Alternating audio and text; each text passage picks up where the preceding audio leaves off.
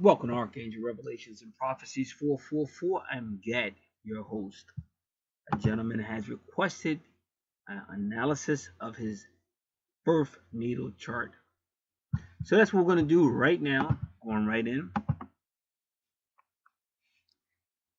This gentleman has a lot of numerology. Definitely see a lot of 11s. Got 7-11 going on. Even his the year he was born was definitely a lot of numerology. And then the time he was born, basically still 11-11. So that's the first thing you want to note.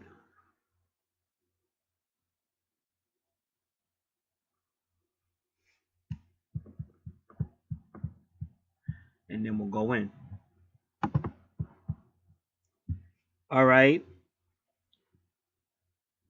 His 12th house has become his first house because of the AC and EP. So let's do that first, and this is very important. The ascendant is where the sun went over the horizon when he was born. The EP is when the sun went over the ecliptic when he was born. But they both, when I say they, I mean whoever put this all together, people much higher than us, whatever you like to see. You see the number 27 all over his chart. So you know it's big. 27 degrees all over his chart. Even his Juno is 26. So it's interesting. Like I said, the fact of the matter is when I do these natal charts, I always see the twin flame connection. And somebody says, oh, well, that's because of what you do. And no. It's because that's what's there. Well, I've never met my twin, but there's still, is still in the universe. You two are still working together. Whether you two ever see each other, don't. I'm pretty sure a lot of y'all will, especially now that we're at the end. But the bottom line is you're always working with your twin. However you want to look at it. So, right where his Juno is, serious relationship marker, the 27. Now, I want y'all to listen up, because I don't always read Scorpio, because everybody gets a free report. I'll put everything that's in the 8th house ruled by Scorpio. But already, you see Mars, you see Scorpio, and then it's shooting right over. So, let me go ahead and get it out. Everything that's in the 8th house, which is ruled by Scorpio. So, this is going to be Scorpio energy.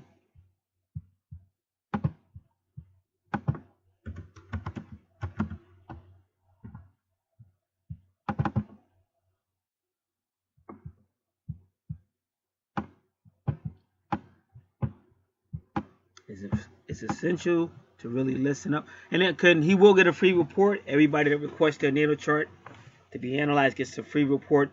Fully explains astrology, archangel cards, even some things about tarot cards.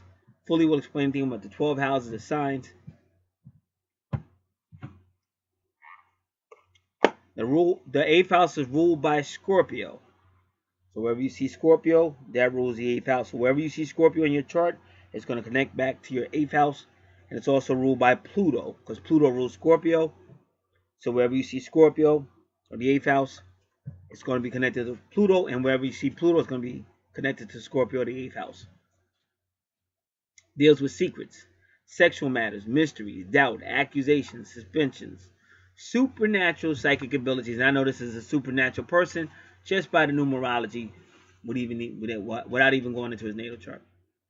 Internal plotting, scheming, internal indignation, conspiracy. So you keep seeing that word internal a lot when you're dealing with Scorpio. Internal indignation, conspiracy, vengeance, revenge, anxiety, esoteric knowledge, forbidden knowledge, hidden knowledge, obsessions, addictions, compulsion, power struggles, manipulations, power manipulations, abuse, greed, lust, compulsive behavior, codependency, stalking, jealousy, intense watery emotions, arguments, debates, tauntings, revenge, fear, intensity, psychic abilities, great transformation, high sexuality, doubt, depth, taxes, IRS, legal matters, court, lawsuits, inheritances, law breaking, shared resources, finances, business, karma, other people's money, the soul, reincarnation, afterlife, birth, death, resurrection, rebirth, regeneration, rejuvenation, animalistic behaviors, freaky down and dirty behaviors, psychological situations, studies, research, knowledge, forbidden knowledge, hidden knowledge, investigations, investigators, managers, agents, addictions, drugs, alcoholism, other worlds, science, holistics, healings, spiritual healings, alternative medicine, internet, long distance, advanced technology, alchemy, metaphysics, sacred geometry, things that are forbidden, taboo, astrology, knowledge, hidden knowledge, aliens, higher life, deceived persons, astral planning, telekinesis, telepathy, dreams, interpretations, animals, enemies, Halloween, the divine womb, deities, tarot cards, higher thoughts, inheritances, loans, banking, animals, pregnancy, woman's body, and finance. So that's all that's going on in the 8th house. And it connects back to Pluto and Scorpio. And also myastrologybook.com says that Pluto is a planet of what they say the black people. So myastrologybook.com says Pluto is a planet of the black people.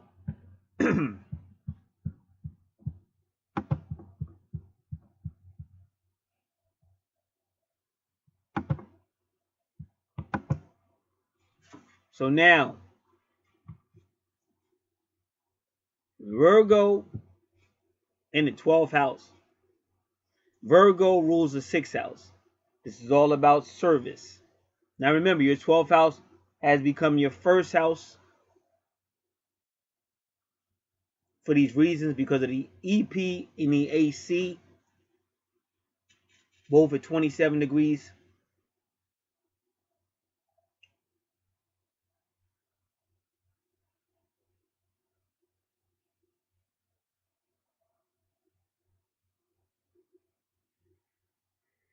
Where you see Leo, the sign for Leo, where that it looks like a horseshoe, that's your true north node.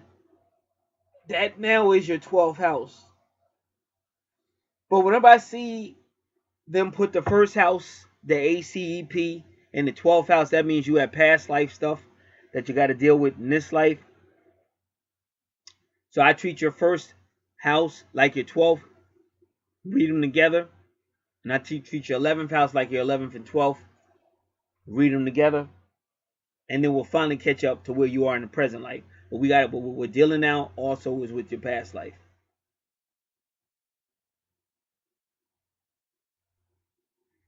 All right, so you have a connection to the divine mother.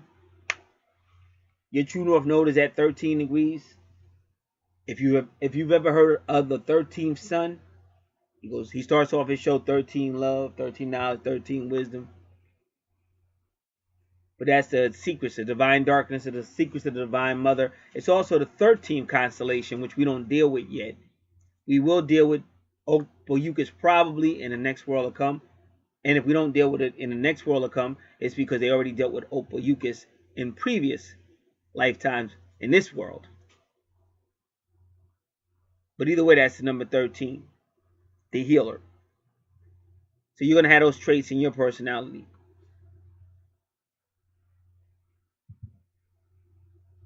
Most of these numbers you're looking at, 9, 7, are all spiritual numbers. The number 9 degrees is a Sagittarius energy, but it's also the Hermit card is number 9, where this person has learned from experience and now he walks by his own light. And you see you're a Leo because your true north node is a Leo. My sun sign is a Leo. And I pretty much do walk by what I've been taught. I walk by enlightenment that I've been taught since I've been on this planet. I don't walk by the majority of stuff on this planet is part of the matrix. And the only way you're going to break out from the matrix is to break out from that garbage that they're lying to you about. Look at this. Your Venus is 29 again, the divine feminine. So you have a connection to the divine feminine. And then it makes me more curious at what day you were born. So let's pull that up real quick.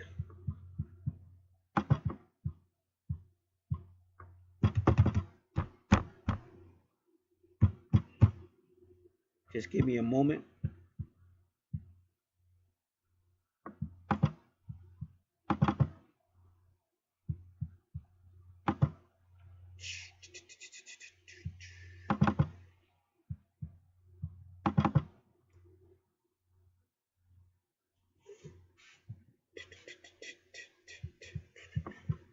All right, since I'm going to look at what day you were born, let's find out what phase the moon was in when you were born.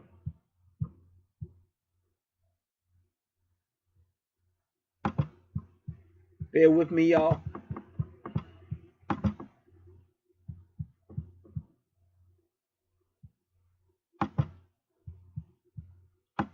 Now I got to go tell my best friend I love her.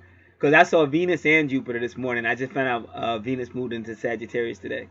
So bear with me, y'all.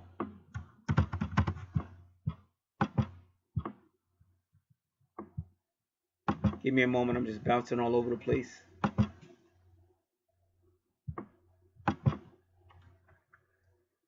All right, we're looking at moon phase calendar. Yeah, let's say calendar. That's cool. Moon phase calendar. And here we go.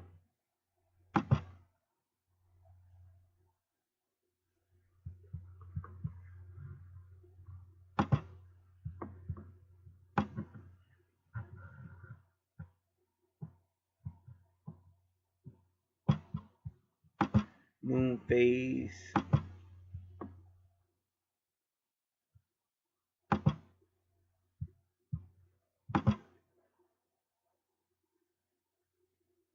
So you were born on a Wednesday. You were born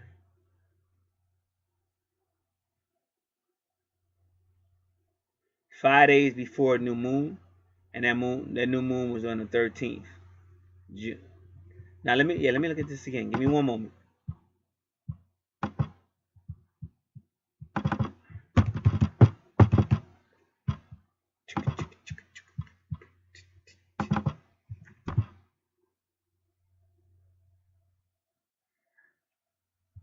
Yep. You were born about 5 days before a new moon.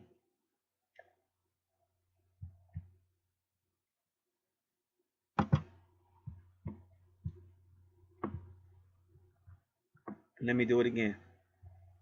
All right, let's correct that. You were born really one day before a new moon.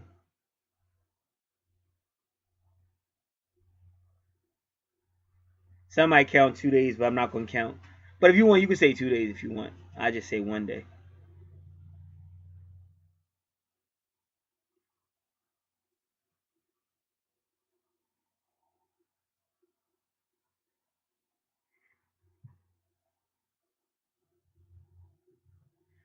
All right.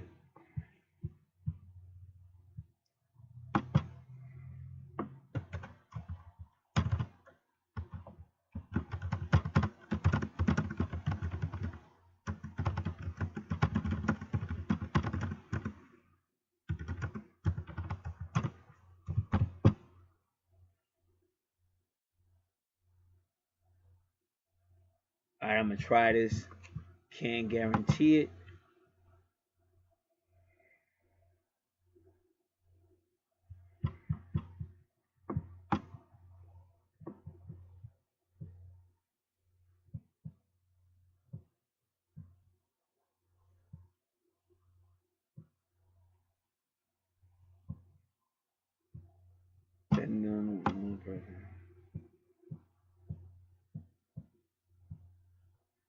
Now this will describe a new moon personality. I'm really looking for somebody born before a new moon. But they say if your moon phase is a new moon phase, you have a childlike wonder and excitement about life. And Leo, that's kind of Leo-ish. Open and demonstrative. You think and act spontaneously with your bright, bubbly personality. Well, sir, do you have a bright, bubbly personality? You launch yourself into your work with tremendous enthusiasm.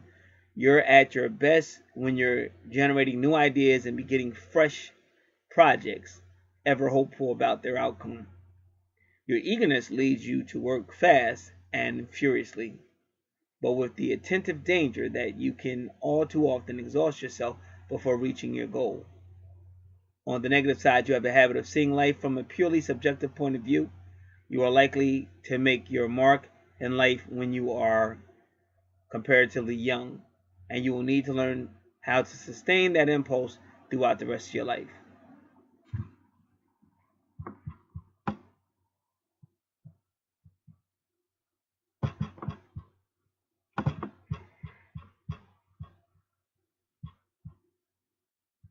What phase were you born under? Let's check this one out.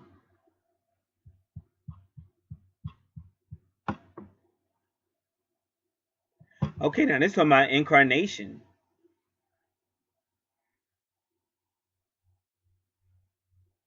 Indicates that in the present incarnation, the soul entity is initiating a fresh cycle of experience. The time has come to rise to the challenge of new goals, ideas, or experiences. Like the Arian, the new moon person is impulsive. The new moon represents a call to action. So when he said Arian, he means the planet Aries. This individual feels compelled to project desires forcefully, to project desires forcefully in order to make an impression. If we liken the lunar cycle to the growth of a plant, we can say that the new moon is analogous to the moment when the seed springs forth from the mother plant. See how to keep associating mother though, mother, analogous. That's the best I'm gonna do with that word.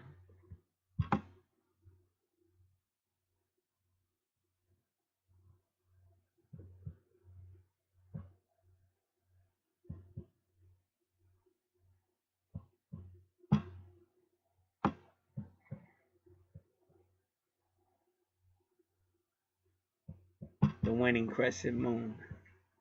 All right, we'll check this out. How about okay? I didn't do it. Did I do it? All right, so I gotta get your.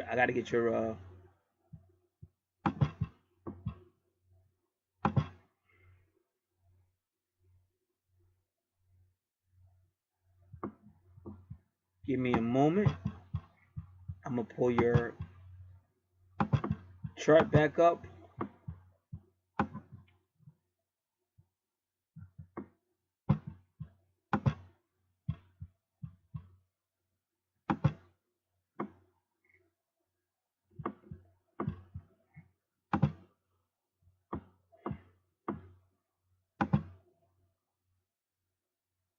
Waning.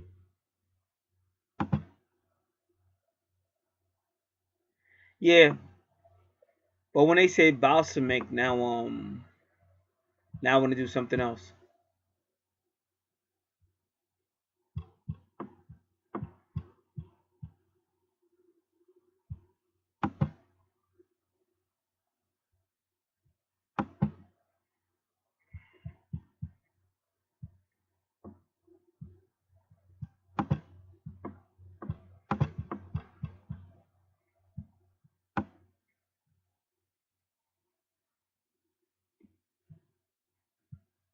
Just give me a moment.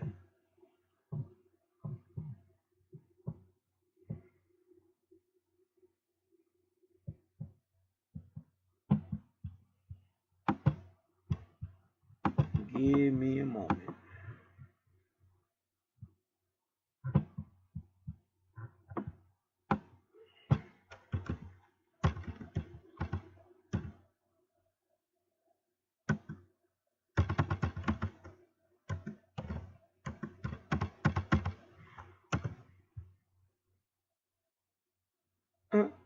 What happened on? Okay, we don't have to do that.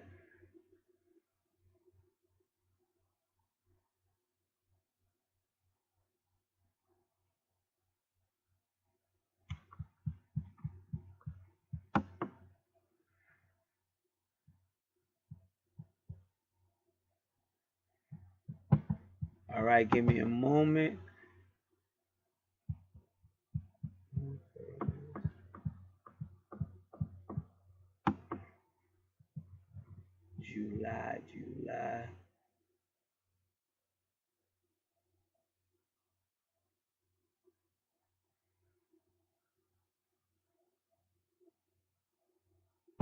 See, now this one is saying the new moon was on the 12th, but according to my calendar I'm looking at, it was not. Right, July. It was the 13th. I'm gonna try something different. I just want to get this correct, so bear with me.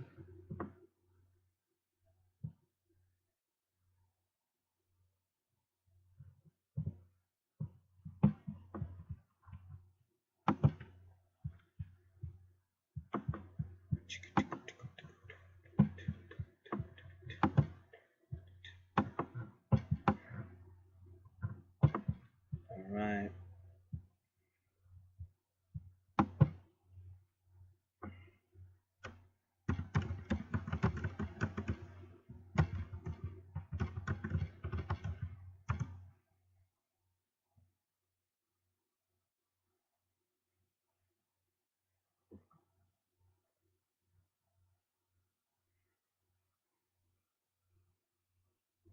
All right, we're gonna read a little bit of this. See, they show me what a balsamic moon looks like. Yours had darkened a little bit more than that, but it's right in the same. It's only like a 2-day difference, and that's why I'm saying I would really want to get a good understanding.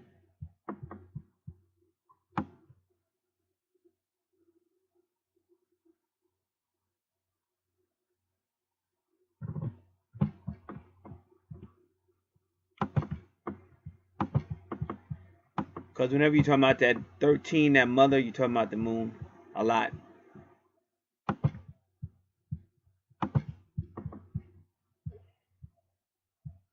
All right.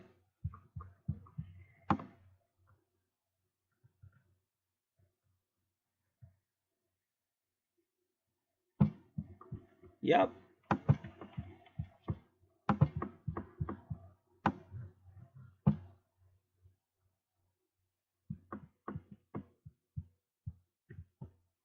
So bear with me. If it wasn't important, I wouldn't put all this time into it.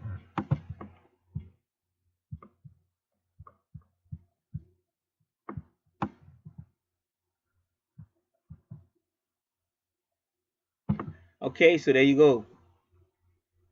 The balsamic phase of the moon is 3 days before the new moon, when the waning crescent can be seen an hour or so before sunrise. The balsamic moon is called the wishing moon because this is a good time for putting wishes on the air, or in the air, whichever one you want to say. So he's saying 3 days. If we go back to your calendar.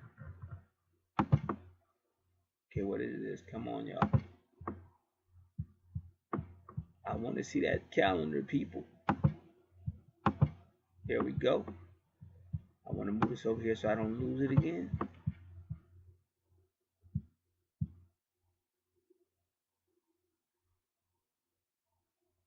All right. So like I said, you could say tomato, but yours is a balsamic moon. Let's just say yours was 2 days before the moon. He said 3. You know what I'm saying? And the other one said it was on the 12th, but it was on the 13th because I'm looking at the calendar. You understand? See, you're dealing with energy. So that you never want to get technical. When you're dealing with stuff like this, you're dealing with energy. That's why when you're a spiritual person, you go to church, they teach you faith. Say, oh, I believe in faith healing. I got problems in both my feet. I'm going to this assembly. They're going to heal me. The Lord going to heal me. This preacher heals people. So you got to believe to receive it.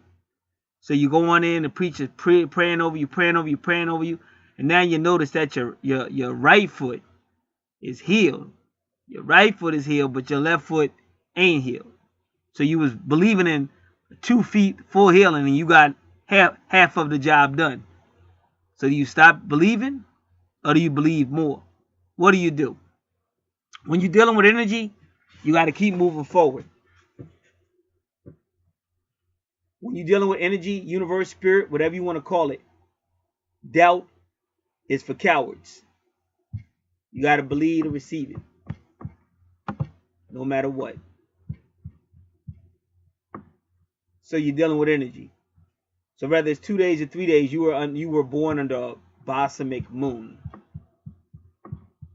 And that's important to know that. A wish that's made in balsamic moon is more likely to come true. So I'm telling you, you have to watch your thinking, because what you're thinking will manifest.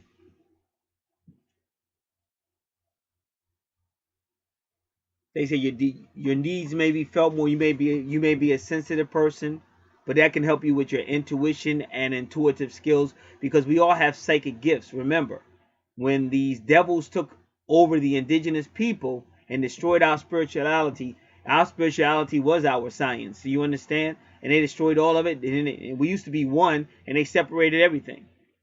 They knew what they were doing. They divided and conquered. So you got to get back to when you were intuitive and one with the universe, and when your thoughts manifested, and when you were emphatic or could feel, because that's how you had your intuitive powers, and that's how you helped others as well.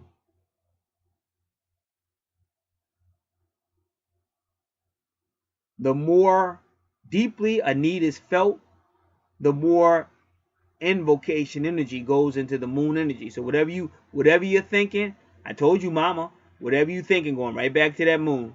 And believe, like I said, I could tell you stories about me and the moon. So whatever you thinking is going back to that moon, which means it may be manifestation. But you got to remember, the moon is also in charge of soul reincarnation. So you have to be careful, because you could even be connected with those souls and things as well.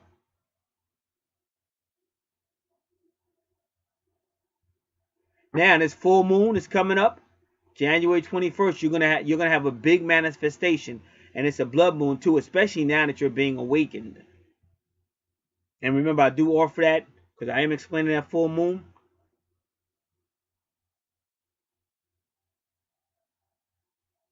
You want to know more about it? There is a free on this channel. This channel will be the Archangel Revelation and Prophecy 444. On this channel, I explain that full moon a little bit as far to get the whole service. But either way, at least you have more. Any understanding you get will only benefit you, because you're about to have manifestations.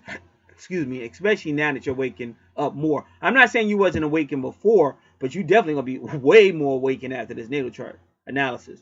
So you got to get ready for what's gonna happen with the blood full moon. Now RFG Chosen One talks a lot about it, about the full moons and how it connected to the Moors. And when you talk about New York City, definitely connected to so-called consciousness, as well as the Moors. All right. Give me one moment. Right. So you got the gift of an empath.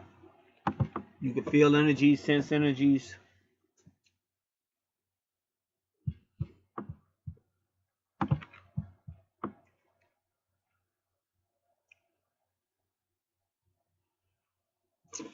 So you're right under a new moon now. You're getting this new information. You're under a new moon right now. Whatever you start up in a new moon will be manifested at the full moon.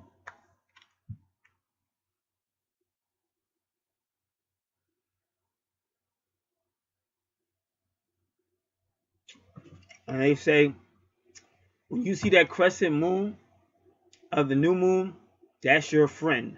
Because you were born around that time. So you'll always be connected to that crescent moon of the new moon. Any intentions you make at that time are more likely to manifest during a full moon.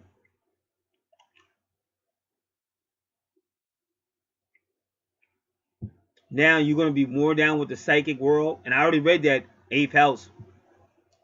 See, that 8th house is where it all goes down. A lot of people talk about the moon, but the moon has a very unique connection to the 8th house. That's why the Moors, MO, anything with MO, MU, even the cow go moo. But that cow got a connection to the moon.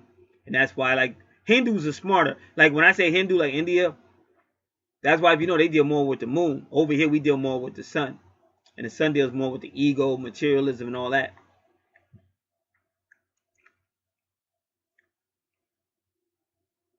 And that's why the Hindus respect that cow. And then the Moors be dealing with the bull. But that's still like the cow family, or however you want to put it. If you want to say the cow is a bull family, you know, whichever one. And the 13th son used to teach about the bull.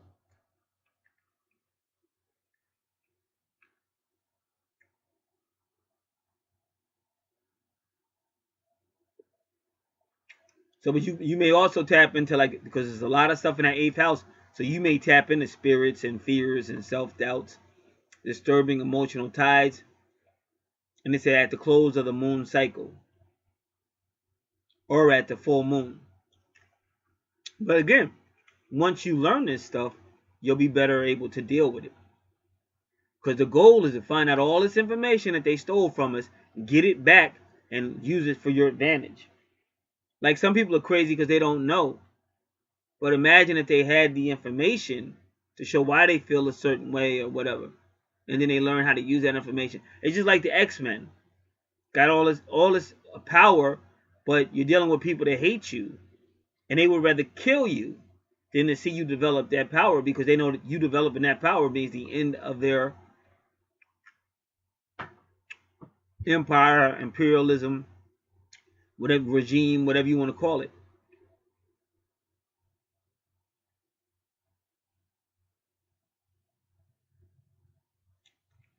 So they're saying the same thing I just said on my last video that I just did. All this is internal stuff going on within you that you're going to have to learn how to bring out, manifest, so that you can get healing. Because it's just what people do. They walk around with all this stuff, and that's only going to make it worse. You got to bring it out so you can heal.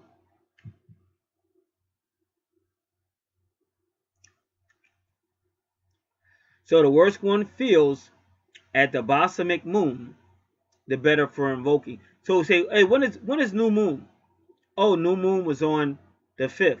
So the balsamic moon would be 2 or 3 days before that. So any of that area, 4, 3, 2, 1. This is when you can start invoking or start going within yourself to bring this stuff up. Or you got to start writing down your intentions of what you want to see, or your seeds of what you want to see manifest.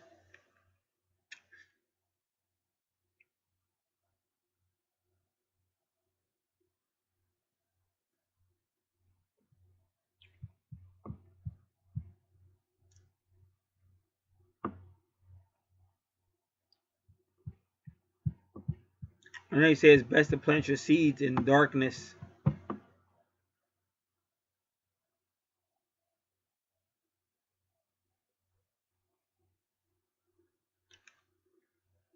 So the darkest time of any cycle is at the end, when all its shadowy elements come to the fore. It's always darkest just before the dawn.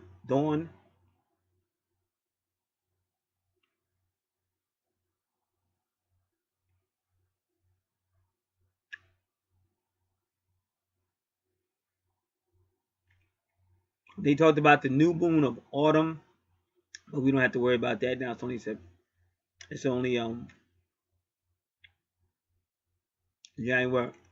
And then they go right to the autumn equinox, which is my sister's birthday, basically. My older sister who's no longer alive.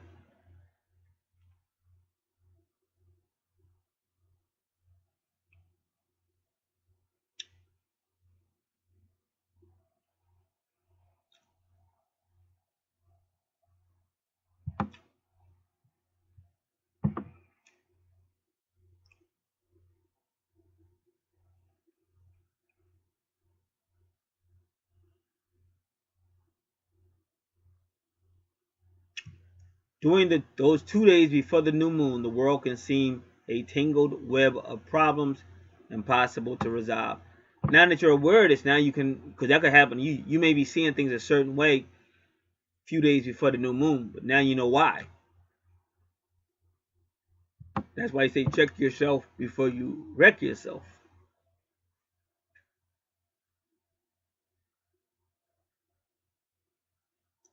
So the balsamic moon will reveal the problems, but they're not going to solve it. But they're going to reveal them to you so that you can deal with it. At that time, the problem is revealed to you, but the solution may come later.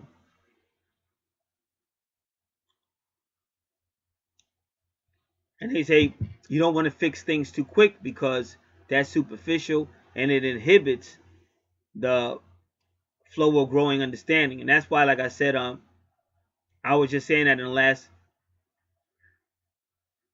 natal chart I did, because basically they showed a couple who's supposed to argue and who's supposed to break up.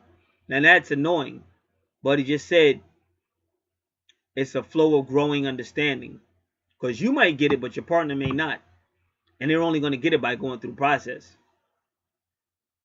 Does anybody know, like back in the day, now people are going to get mad about what I'm about to say, but I'm just being honest. I'm sorry if honesty offends you. But back in the day, the movie used to be the man would be trying to get out of there, and it was always a female that couldn't keep up and falling down and shit like that.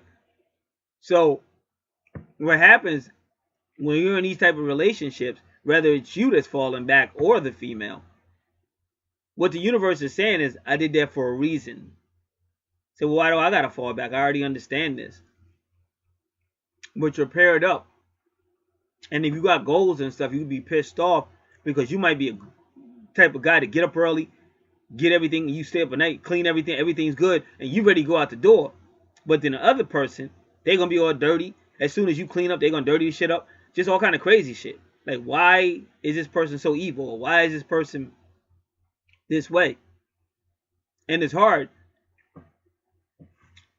But through the arguments, through the frustrations, maybe you help that person out a little bit, not fully. And I'm sad to say, you could be with somebody who finally pisses you off, and you finally give that person a piece of your mind and leave. But then with the next person, they don't do that shit, because they learned not to do that shit with you, because you finally told them off. So that's kind of effed up, because you're like, man, I put up with this person, they would never know. And the moment I leave, now they don't even do none of that shit. So I hate to tell you all that, but welcome to planet Earth, third dimension. And these things happen.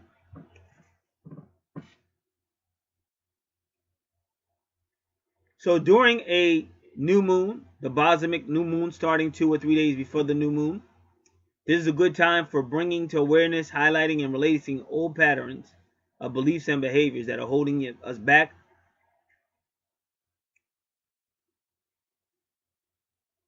And then you have to wait for the next full moon, right after, a week or two later, or at least 2 weeks later, for the energy of what you began during this phase, for the manifestation.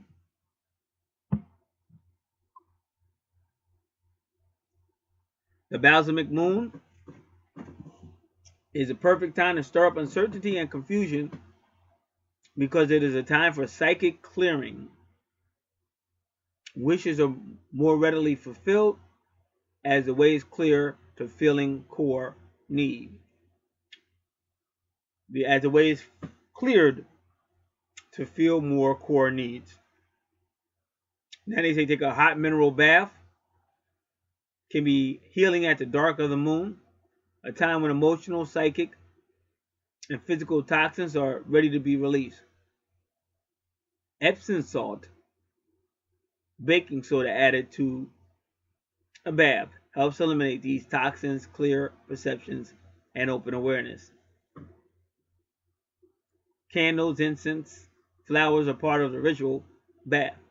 Now, I was going to say this, but since this is becoming more and more feminine to me, not saying it's wrong for a guy to do this kind of stuff, to pamper himself. But I was going to say this anyway. Because this person is so connected to the mother, that's why a lot of these men go gay. Because they're connected to the mother. Now me, I'm strictly heterosexual. No fruity with the booty over here. Come on, you got to have a sense of humor sometime. But you can see why. When you understand metaphysics and you understand everything, the real world, the real creation, how everything came out of divine darkness, a divine womb, then you understand why some things happen. And some of these men, if they understood this knowledge, they may not go gay, because now they understand why they had these feelings. So that's why I have to talk about this when I bring it out. I thank the Divine Mother, because she's always let me be me. Because I wouldn't be as effective as I am being anybody else but myself. But again, you can put your candles on, incense, bring your boyfriend over. Flowers are part of the ritual bath prescribed for the day before the new moon in Hindu tradition. Now, if this dude is strictly heterosexual, he's gonna be like, yo, man, I ain't gay. Hey, look, I'm from Jersey. We got senses of humors over here, right?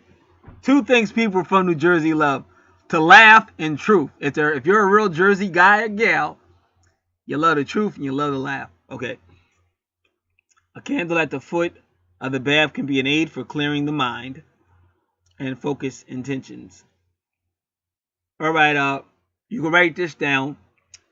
I got this from Carol, CarolBarbeau.com, and it's called Balsamic Moon.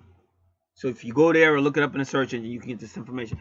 I wonder why this website ain't opening up. Something crazy was going on with it. I hope the mug ain't tracking me.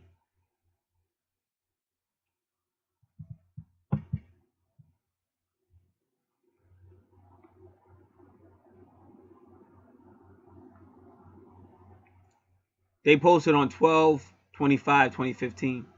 Yeah. Ironically, it says 11 comments. That's interesting. Because we keep seeing 11 with this gentleman.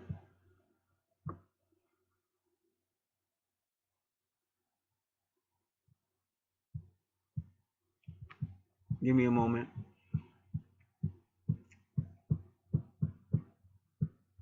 I think this website is saying that this is the somathread.com. The somathread.com. But I think they're saying that the Balsamic Moon is also the Shaman Moon.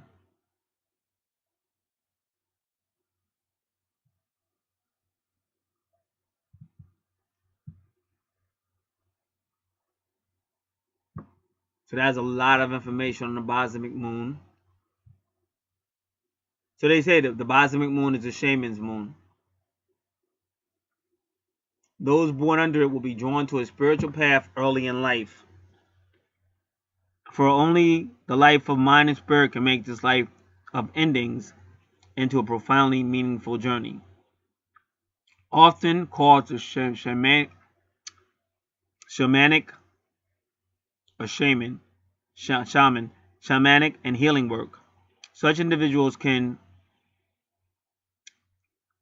examine things, patterns, and deeper motives very closely. They say it could be a lonely lifetime. The Balsamic Moon fits well with the enforced solitude, so natural to the shaman, or shaman or shaman, who almost never chooses his or her path, but winds up walking it as another fated, destined development of this moon. Now, if you want to deal with fate and destiny on your natal chart, you go to your vertex, which we will do. It is in the process of living under a Balsamic Moon that the shaman becomes familiar with and comfortable with death in all forms. In surrendering to death, we surrender also to life, and this seems in the end to be a true beginning. So, had it not been for this blue dot going back and forth on this web page, I wouldn't have read that. I wouldn't even know it was there, because we already know what it means. So I'm not going to read all these other websites I opened up. So the Balsamic phase represents the end of a karmic round. The mature point is ready to let its seed blow in the winds until the mature plant is ready to let its seeds blow in the wind until they find a spot where they can grow on their own. In an existence marked by this phase, the individual is concerned with wrapping up old projects and loose ends.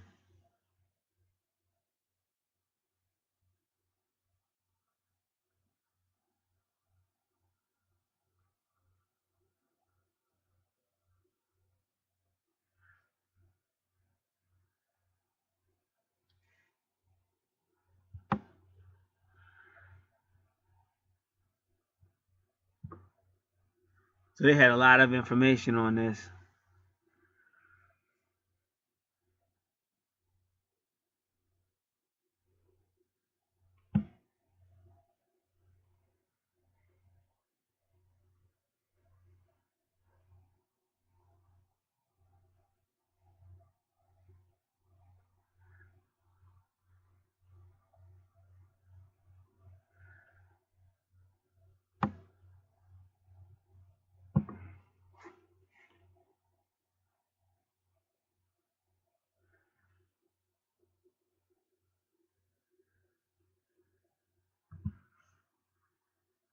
All right.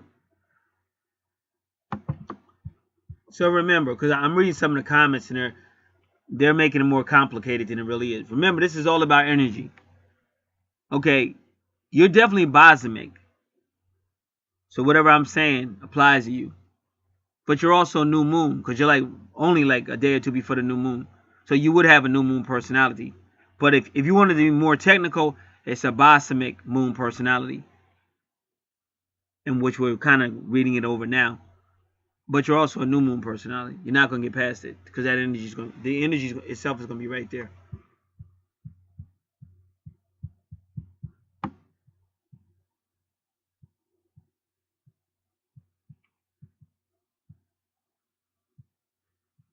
So now this is Molly Holly at thoughtco.com. Bosmic dark moon as a birth phase. You're at home in the dark of the moon. The waning moon grows smaller until it's just a sliver and then darkness. And in that magical liminal in between, you were born.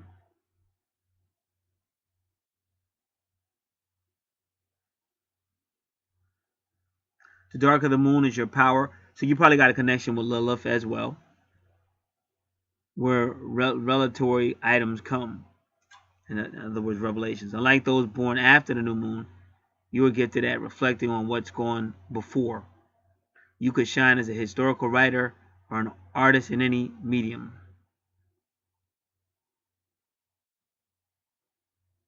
You're not one to rush into new challenges.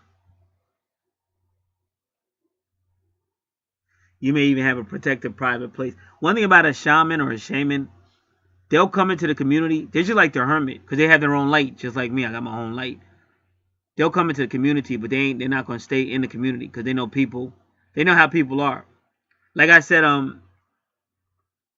you have a person and say, I'm just using the Bible as an example, but you might have a shaman type that really know the Bible, understands the Bible, and understands the importance of obeying the spirit behind that Bible. But when you get to the people, and you see they did it to Moses, they do it to everybody. But when you get to the people, they always try to compromise and mix it. And you know, spiritually speaking, you can't do that. But because it is what it is, that's why the shaman or the shaman won't stay in the community with the people. Because he knows he's going to see a whole bunch of fake stuff, a whole bunch of hypocrisy. So he moves out. And it's kind of like a protection for the people. Because God would start taking action.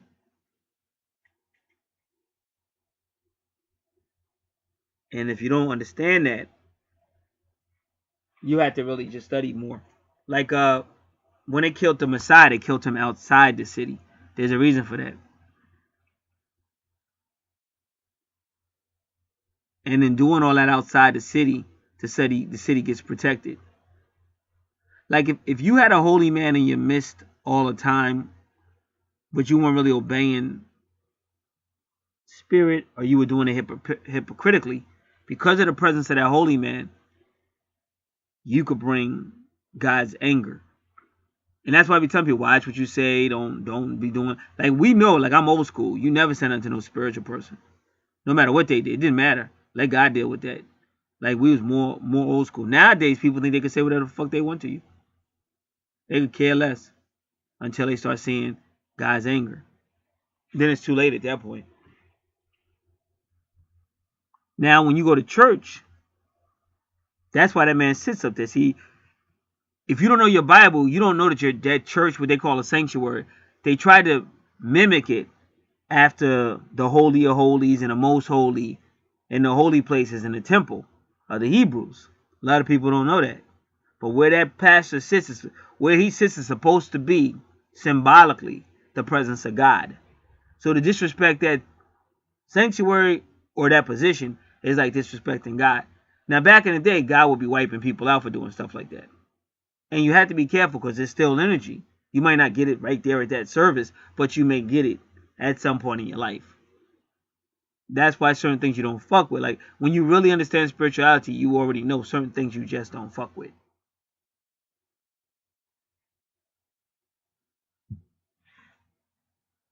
And that's why I knew one church that said, oh no, In the sanctuary, when our worship begins, the ushers are told to close the door and lock it. And you don't go nowhere until the service is over. Now, heaven forbid somebody got to use the bathroom. They may open it up so you can use the bathroom. They may not. Now, Molly Holly just wrote this article on August 13th, 2018.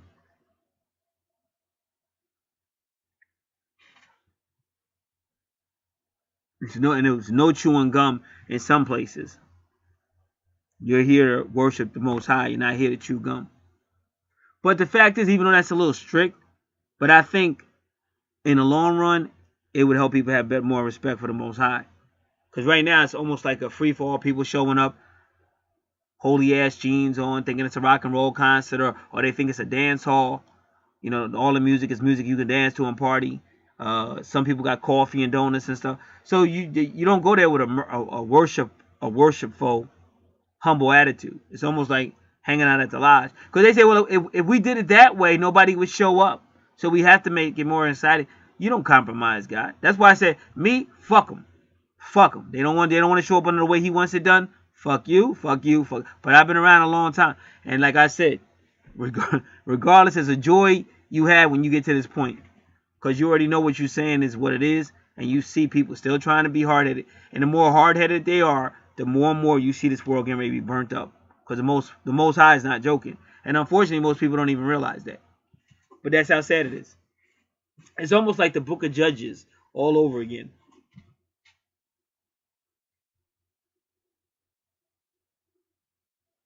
So they say you need a lot of time to be alone to keep from being overwhelmed.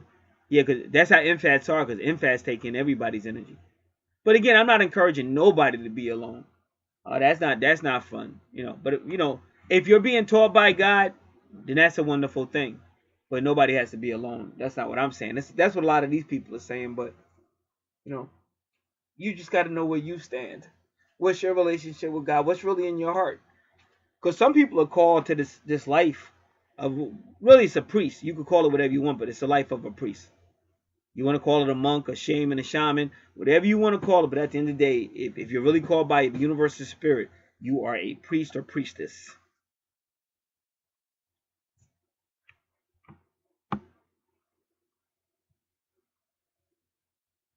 So they keep saying something between this bosmic moon and death. You're naturally drawn to mysteries, especially the ultimate mystery, death. Your life purpose is to tie up loose ends. Like, I guess that's why I compare myself to Lieutenant Columbo. I call myself the Black Columbo because he's always saying, "Excuse me, I just had to tie up a couple of loose ends." Your life, but he did. That's why I told you he was like a priest because he had on that wrinkly ass jacket like the monks be wearing and shit. The priests be wearing that long ass, and so did Columbo. So he was a priest for justice against murder victims. He was the avenging priest of murder victims. Your life purpose is to tie up loose ends and create a nutrient-rich environment for the new to germinate. You may feel unreal and in the shadows since much of what's taken as culture is old hat to you. As a youngster, you might feel like you're going through the motions that nothing satisfies. You don't sink into the current culture because your role is to distill it into the new.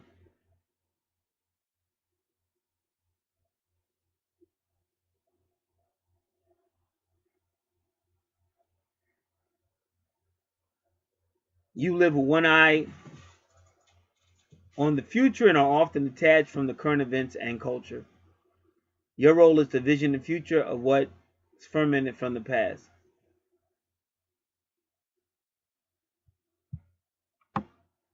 So at times you'll let go of the known for the unknown. You might be a bit of an introvert.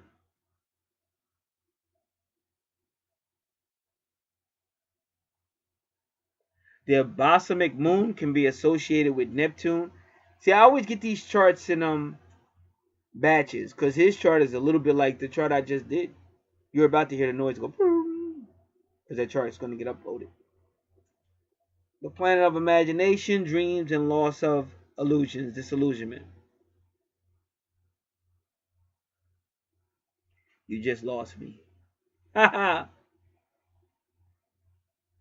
right, let's stop because Molly gets on my nerves.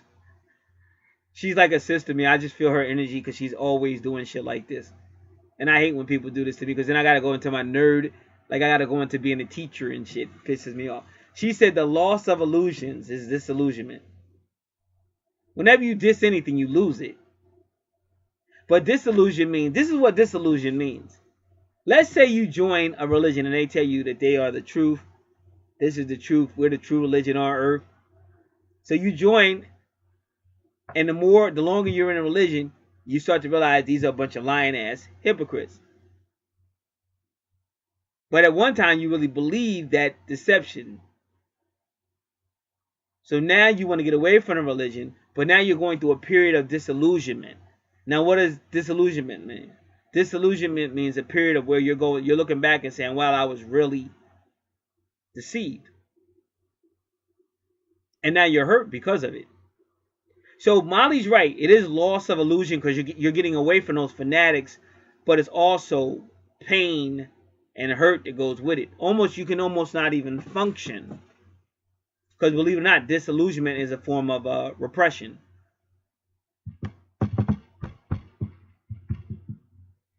So that's why I said when you hear the word disillusionment, if you don't add the part of pain you feel looking backwards and sorrow you feel for being deceived, you miss the point. Because otherwise, loss of illusions is a good thing. But disillusionment is not. Disillusionment is horrible. The feeling that goes with it. Ta-da, see, even they agree with me. The universe has a funny way of telling you you're right. Fuck everybody else. Alright. Now give me a moment. I just gotta do a couple of things. I might put this on pause, but I might not. Just give me a minute because I'm looking around. See, they even say, now getting back to when you get to your little bathtub ceremony. Candles, incense, they said myrrh, because that's in the Bible, the myrrh. But see, I'm a myrrh angel. See, this is myrrh. Flowers, ritual back prescribed for the day before the new moon in Hindu tradition. Candle at the foot. So all this, I gave you the name to go if you want to read all this. The dark moon is a quiet time for pause before the new movement begins. Lunar energy is inaccessible at the exact time of the new moon, as the slate of the unconscious mind is being cleared. The actual day of the new moon is unfavorable for conscious planning of either psychic or physical seeds.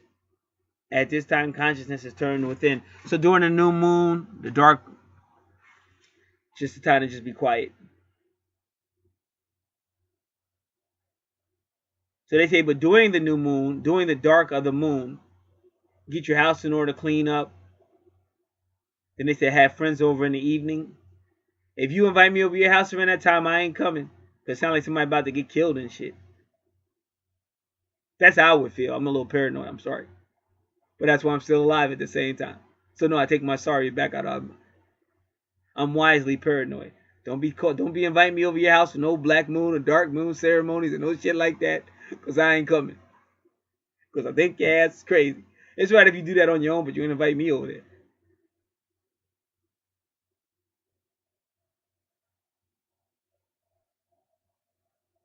So in the indigenous cultures, they used to always celebrate the night of the new moon crescent. The Cherokee women dance from the sighting until the setting of the crescent moon.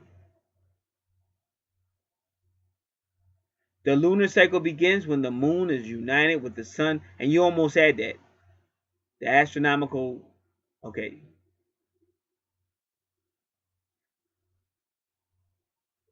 All right. So that was good. I want to thank Carol for that, Miss Carol for that.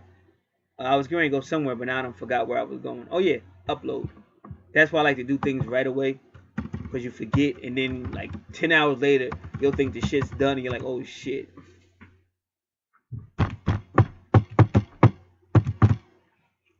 So you got a lot of power, and we just getting started.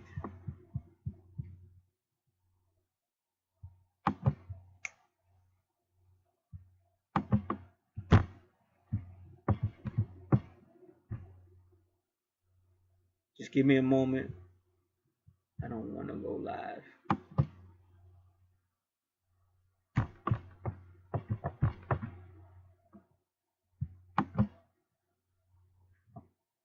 All right, I gotta check. It's already 11:15. Time be moving fast.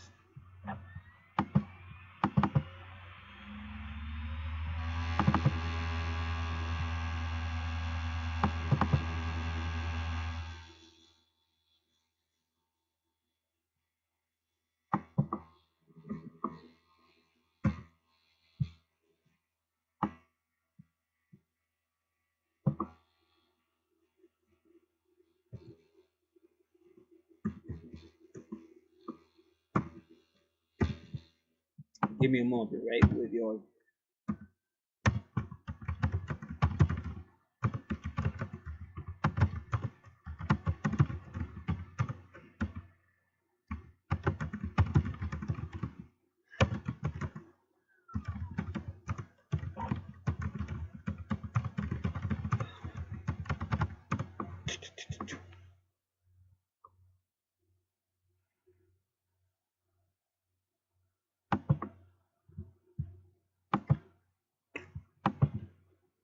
Give me a moment, I'll be right with y'all.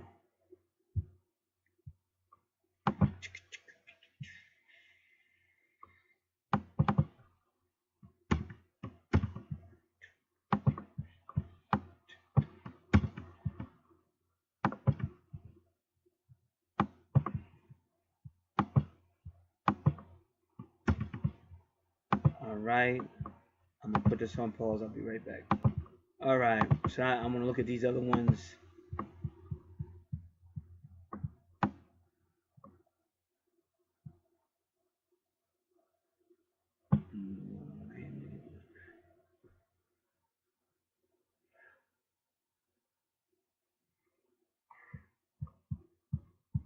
All right. And also, the phase of your moon was waning crescent 2 days before new moon.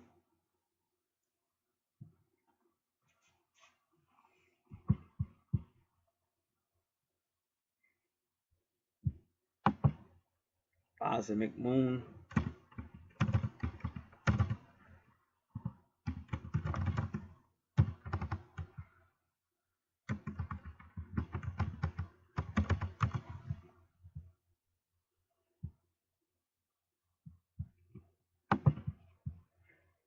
Come on, man.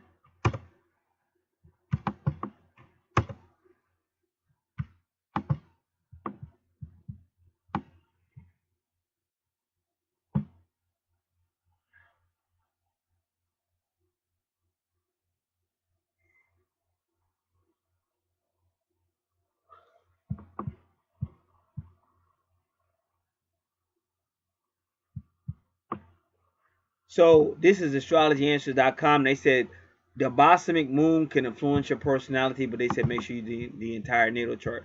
That's what I be telling people too.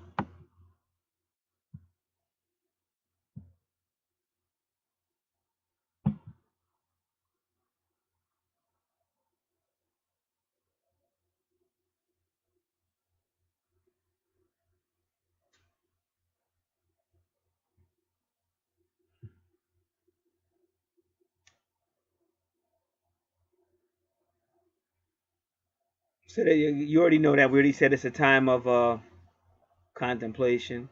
The only worries me is that that person might be too to themselves, and that's hard. Because if you were in a relationship with somebody, they may not be able to deal with that unless they were just like you. Be like two people together, but y'all be sitting with each other, but y'all be in your own little meditation, in your own little worlds and shit.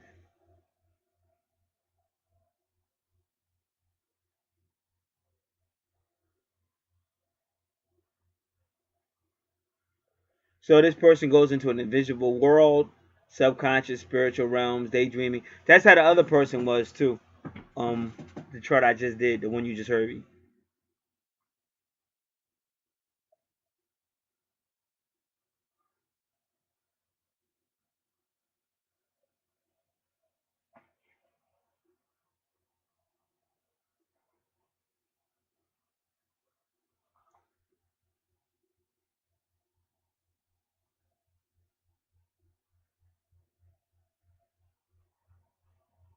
So they're saying around the time of the new moon, it should be a time of introspective for you and things of that nature.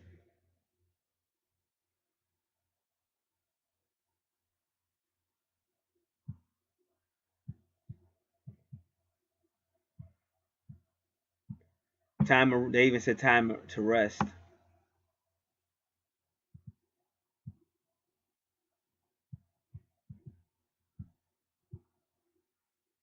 Don't begin anything with the balsamic moon.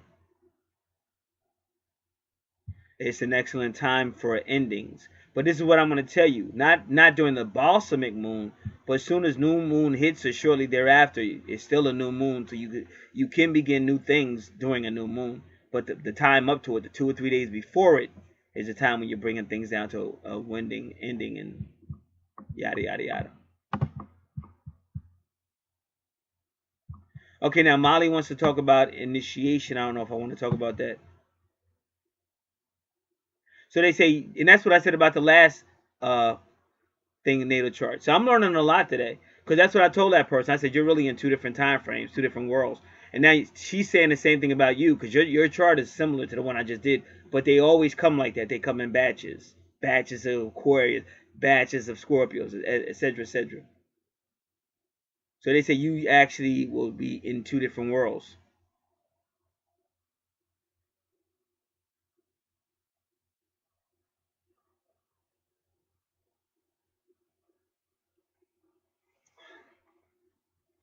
So your birth is in the darkness of the womb with the balsamic moon. So your moon phase is an initiation into the way of beginning. The old and new overlap. So like I said on your chart, you might see 28, because 2 plus 8 is 10, but that's 1. You might see 10, that's 1. 1 plus 0, 1. But it's gonna be like endings and beginnings. But sometimes it could be different people in your lives too. And one represents more the darkness of life, and one represents like the lighter side of life for right after the new moon.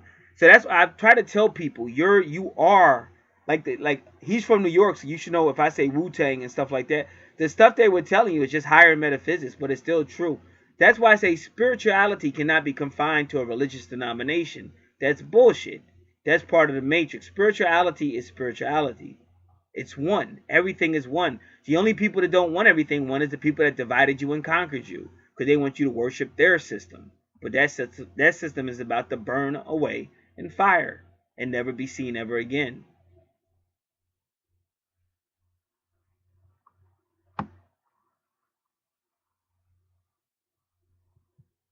And they're saying because of this reason, you might have short relationships with people. And that's what the other person had too. Because you're going from one ending to a beginning almost like that.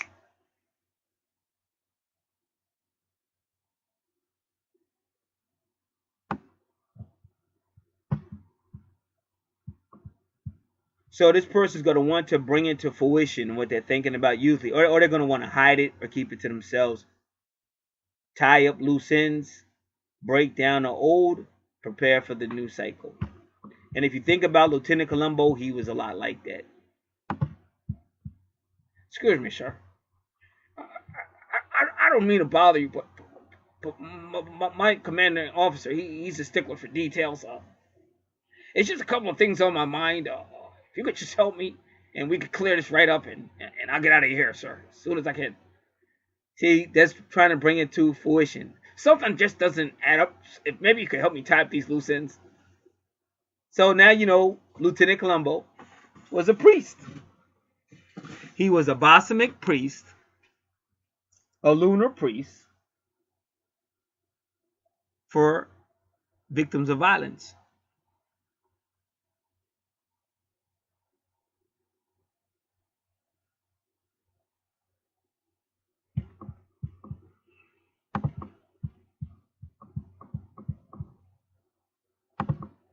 All right, so we did the moon phase calendar. What about this one?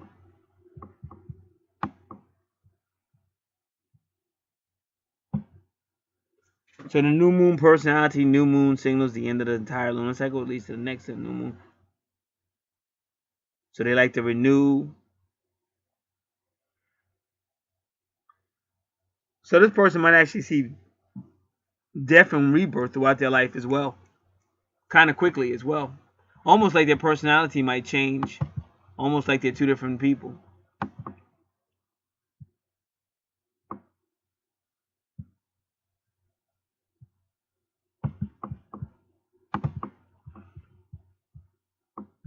So that's the balsamic moon.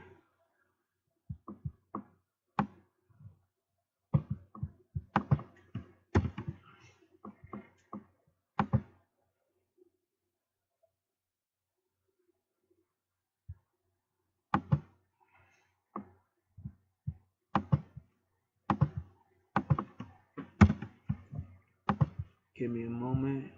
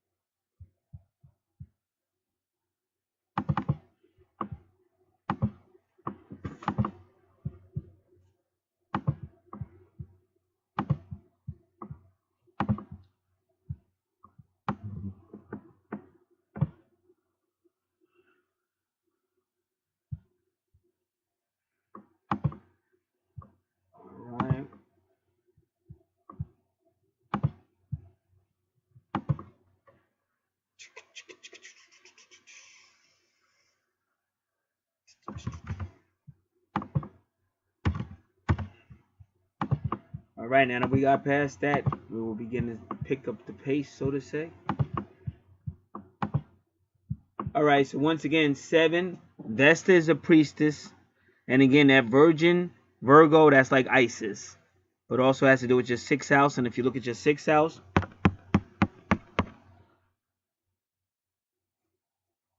and your chart is off by 1 because your 12th house became your 1st house. There goes your whole 2-world thing.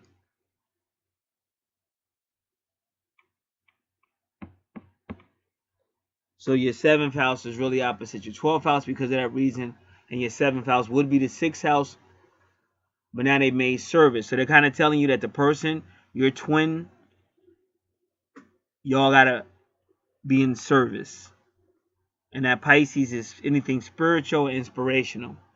Because now your 6th house has now become 1, 2, 3, 4, 5, 6, 7.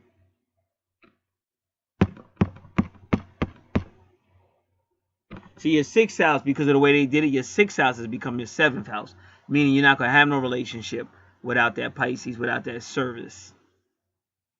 And you're actually servants for the mother, really Isis or Mother Mary or the divine feminine energy. Vesta, again, is a priestess and she works with Mary. Numbers like 7 is a spiritual number, or Neptune, the hangman, who's into meditation, and that could be like your shaman, the loner. We're going to look at good fortune, but you're going to have a connection to the health industry as well. You're going to have some type of connection to the health industry because of good fortune in Virgo.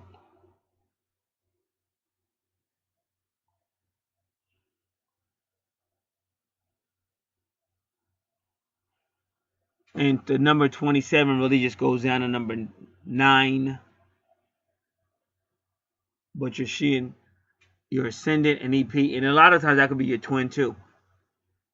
One of y'all could represent the AC or AP. Or y'all might interchangeably switch. Because all you got to do is go to the house that Virgo really rules, which is the 6th house. And you see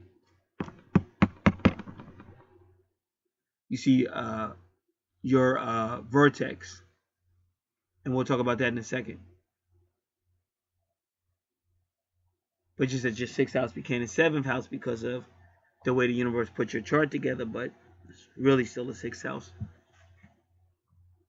And that's a house of service. But the 12th house is a house of service too.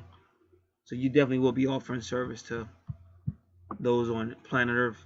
Those who will receive it, because everybody's not into higher learning, higher understanding. And I'll be back in a moment. All right. So also where you see Vesta, that asteroid, says house number 12, but it's right next to Venus. But it's in house number 12, which became house number 1. Wherever you see Vesta, that means slow down, because that's where you're going to give a lot of your energy. And if you're not careful, you could burn yourself out, so you have to slow down in that house.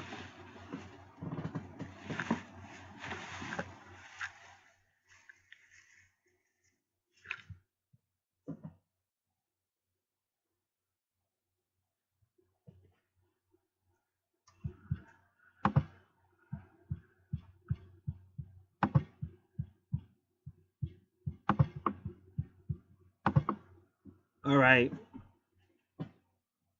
Now we're going to go counterclockwise.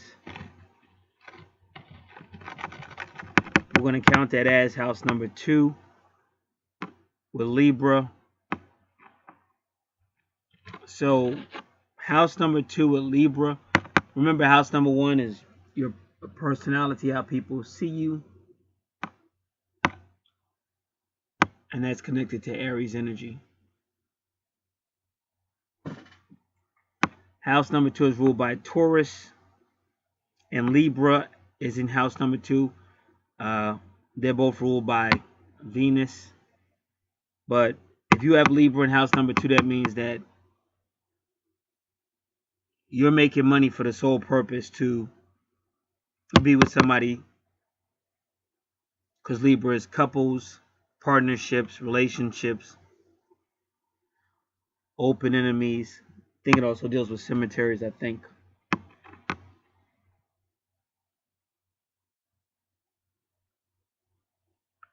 Could be partnership, but it could also be legal matters as well. Because Libra also deals with social issues, helping, like social issues or legal or lawful matters, or even karma.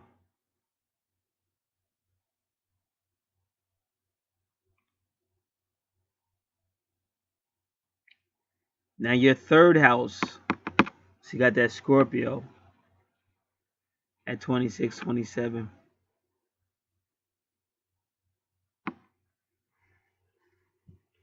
And we'll look at the number 27.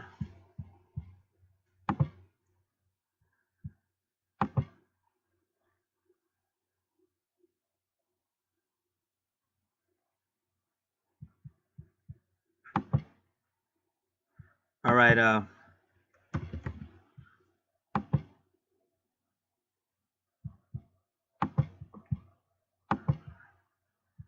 so once again, give me a moment. Let's see. Gotta do this again. Over here.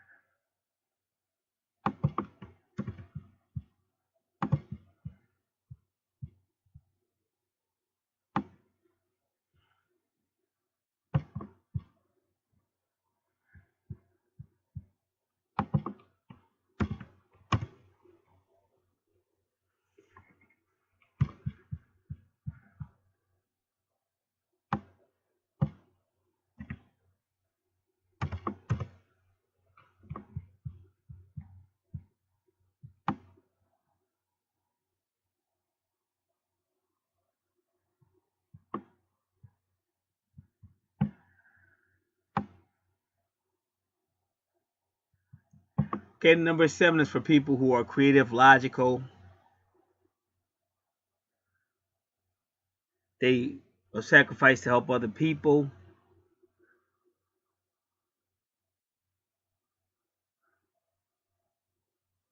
Compassionate, spiritual people.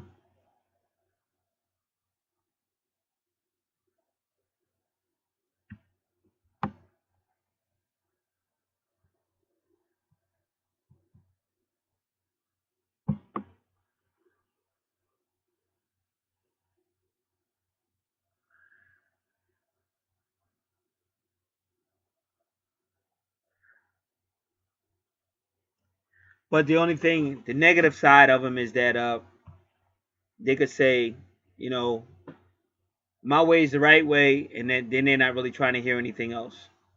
So they would have to learn how to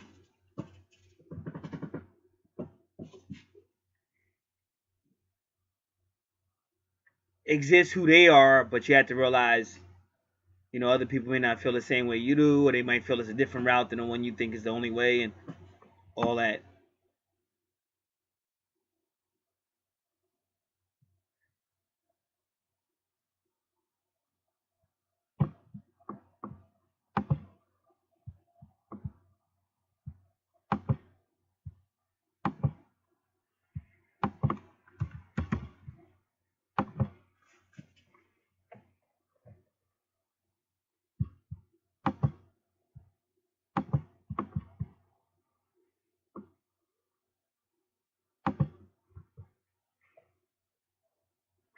So when you look at it, that person that they'll be partnered with, you see EP, AC, both 27. Then when you go to Juno, Juno is 26, but the Chiron retrograde is 27. And if you notice, both have both have auras retrogrades, because it's been some form. Well, Chiron retrograde means it's a wounded hurt that hasn't healed yet. Juno retrograde means some form of infidelity, either in this life, past life, or even now. And this is in the third house with Scorpio energy. It could almost even be the second house, but it's the third house because they put the AC and the EP in the 12th house. Now you also see Mars at number 2. And so you see how it's pointing right up to that Aries. Right up there.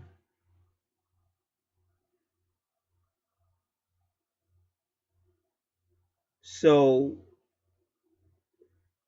going on, it's also got a little bit of Taurus, because Taurus rules the second house. The second house is supposed to be about money. The second house is about money, possessions, and a person's value system. But just the way that the chart is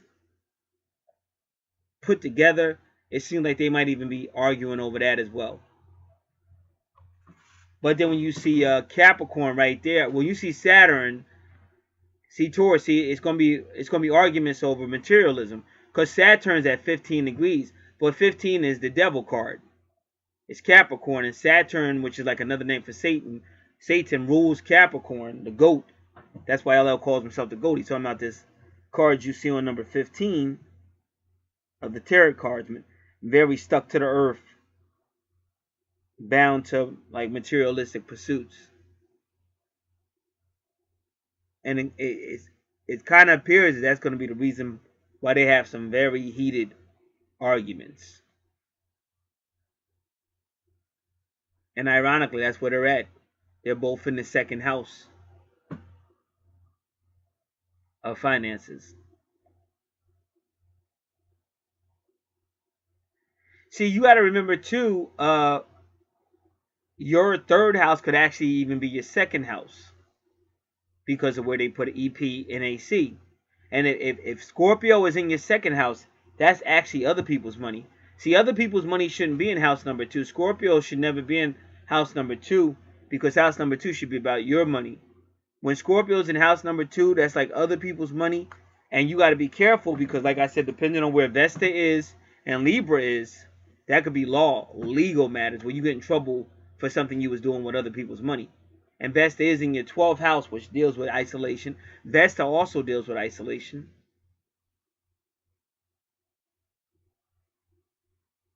That's like somebody on the street, they doing one thing one way, but then they get locked up and then they get religious and stuff. And that's why when you go to prison, they say, don't get religious up in here. You wasn't no Muslim when you was on the streets. You wasn't no Christian when you was on the streets. Don't come up in here with that shit.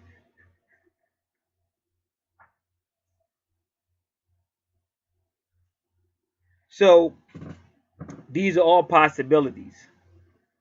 But either way, Now I want to make sure that's 26. It is. But either way, there's some form of. Now, why would Scorpio be in Gemini? A lot of reasons. See, if I saw Gemini and Scorpio in the 8th house, I would know they're taking Gemini, who tends to be a little immature and don't want to go deep. So they take Gemini and they put it in the 8th house to make it go deep. But when they take Scorpio, which is deep, and put it in Gemini, to me, that's the person who don't go as deep as they could. But it just seemed like there's going to be a lot of with Mars, and Mars used to rule Scorpio. With Mars and Scorpio in Gemini, it's just everything short temper, short sighted.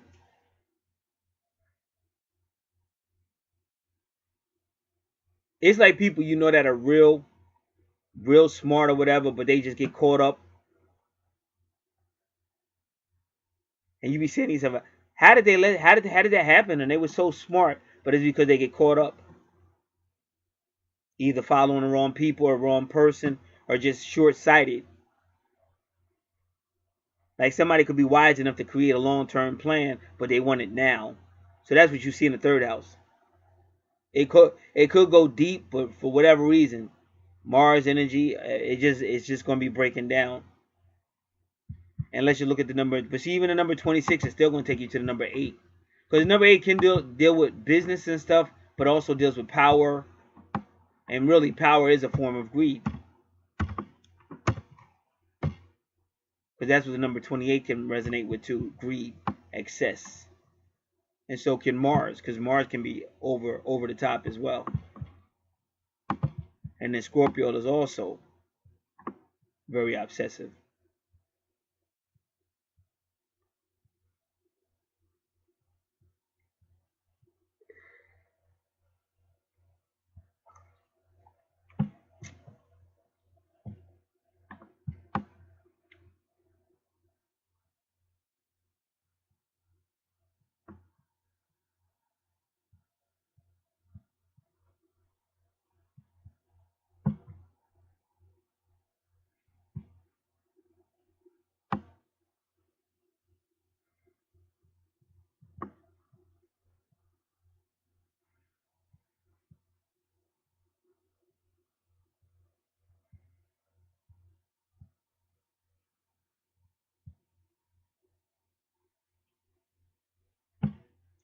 And they could mean a lack of balance.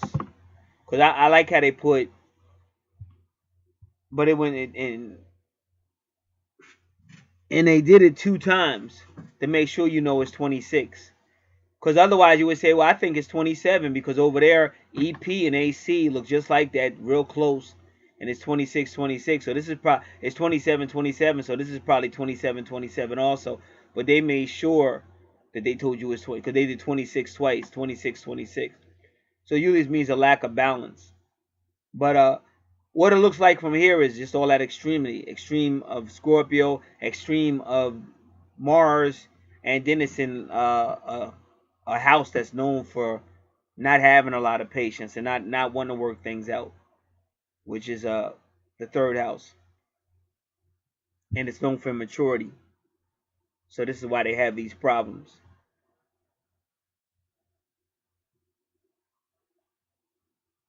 Now in your 4th house, again you see the number 8 again. In your 4th house, if you have Sagittarius in your 4th house, this could be long distance families that like to travel, say foreigners, maybe they even speak foreign.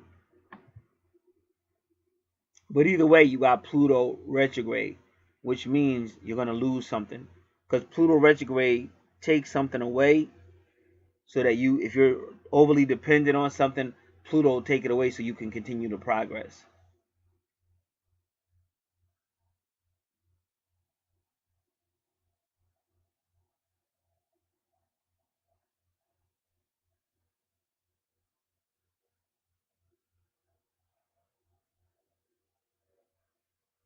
And little retrograde again, it could be family problems, but whatever it is, it makes the person hold it inside, internal.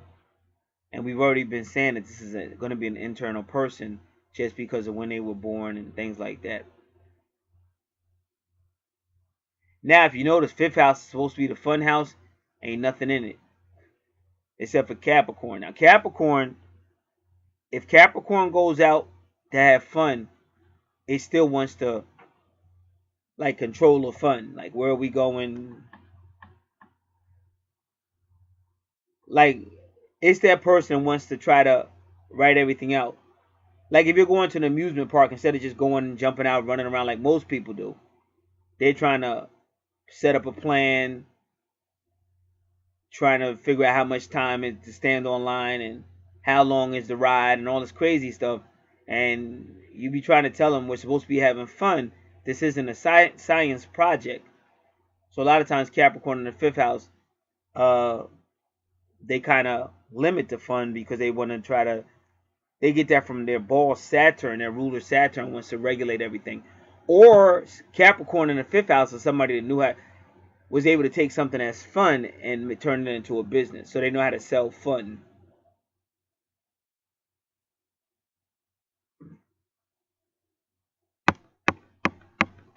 Now your sixth house of service is all about helping. It's the home. Your sixth house is your home, but it's Aquarius. So it's about helping the people, helping the community. But Uranus retrograde is anything that could happen at any time, which may or may not be a good thing.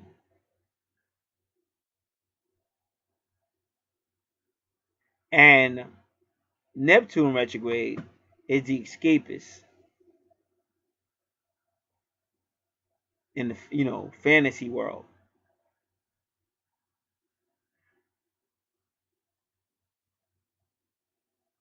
So in a way,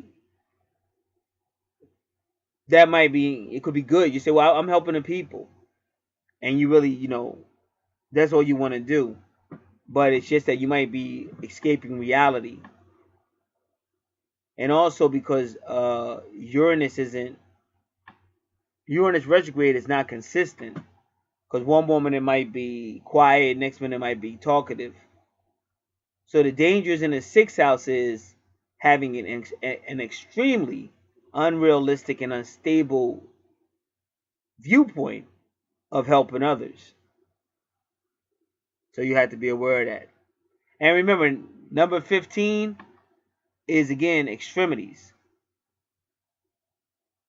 Like the 15 card, the tarot card, is people that were supposed to be in love, but they became too engulfed in the physical world.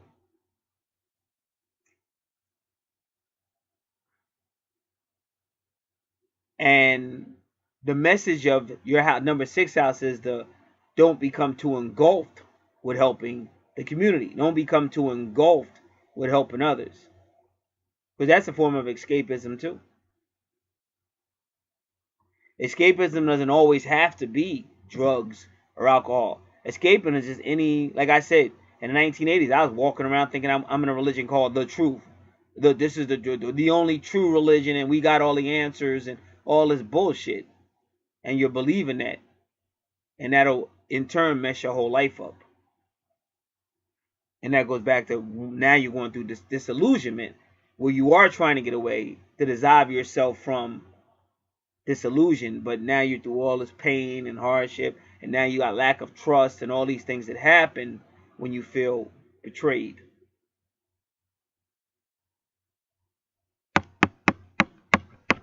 So now the seventh house definitely has to be with a spiritual person with the number 24.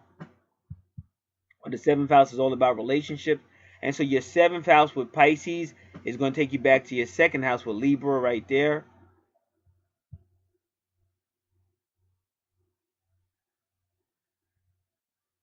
Reason why I think it's going to be some type of problems with money, arguing over money or something, because of the way Mars is pointing and Saturn's right there and Taurus is right there. And Jupiter's right there. And Jupiter controlled the money. Jupiter is a ruler of that finances and expansion. All right, let's do this number 24.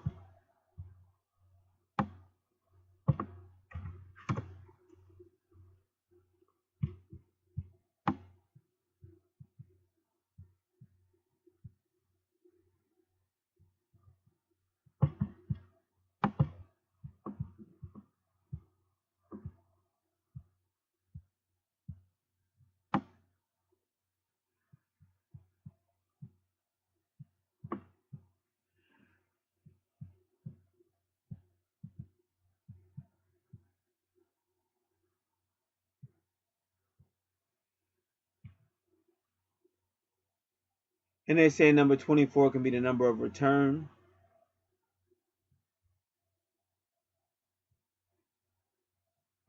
It can be the high priestess and the emperor. Because the emperor is Aries energy, highly materialistic, and the priestess is more connected to the moon, more like secretive but spiritual, like the shaman or the priest or the priestess. And again, this is right at your vertex. So remember, it's going to be some, it looks, I said it was going to be some type of a dispute over finances, and now you see it again. Not saying a partner is not spiritual, but not as spiritual as him.